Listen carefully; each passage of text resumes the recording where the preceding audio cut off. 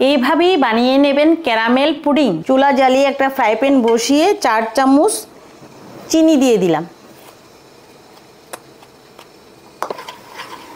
অনবরত নাড়াতে হবে।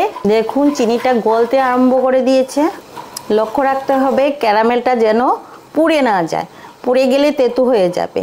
দেখুন কালারটা চেঞ্জ হতে শুরু করে দিয়েছে। যখন কালারটা চেঞ্জ হতে শুরু করবে তখন চুলাটা বন্ধ করে দিতে হবে। ক্যারামেলটা ঠিক এরকমই হতে হবে। যে পাত্রে পুডিংটা তৈরি করব এই পাত্রেই আমি ঢেলে দিলাম।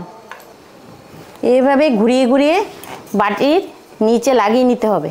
ক্যারামেলটা হয়ে গেছে। এখন আমি একে একে ডিম ভেঙে পুডিংটা বানিয়ে নিচ্ছি।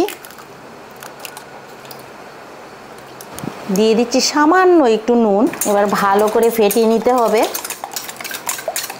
দিয়ে দিচ্ছি 1 চামচ চিনি। না দিলেও পারেন ভ্যানিলা এসেন্স দিতে পারেন। আমার ঘরে আজকে নেই তাই আমি সামান্য একটু এলাচ গুঁড়ো দিয়ে দিলাম, ডিমের গন্ধটা যাতে না থাকে। এবার দিয়ে দিচ্ছি রুম টেম্পারেচারে থাকা 1 কাপ দুধ। এখন দিয়ে দিচ্ছি কাস্টার্ড পাউডার 3 চামচ। আপনারা ইচ্ছা করলে কর্নফ্লাওয়ারও দিয়ে করতে পারেন। আবারও ভালো করে মিশিয়ে নিতে হবে।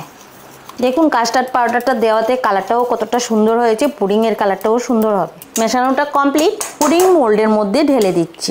এবার একটা কড়াইয়ের মধ্যে কিছুটা জল দিয়ে পুডিংটা ভাপিয়ে নেওয়ার জন্য বসিয়ে দিলাম। এবার কড়াইতে একটা স্ট্যান্ড রেখে পুডিংয়ের মোল্ডটা বসিয়ে দিলাম। এবার এইভাবে ঢাকা দিয়ে এই 10 মিনিট 15 মিনিটের মতো ভাপিয়ে নিলেই হবে। আর একটা শক্ত কিছু দিয়ে চাপা দিয়ে দিতে হবে যাতে ভাপটা বেরিয়ে না যায়। এবার পুডিংটাকে আমি বের করে নিচ্ছি। এই দেখুন কতটা সুন্দর হয়েছে দেখতে। এবার একটা পিস কেটে দেখাচ্ছি।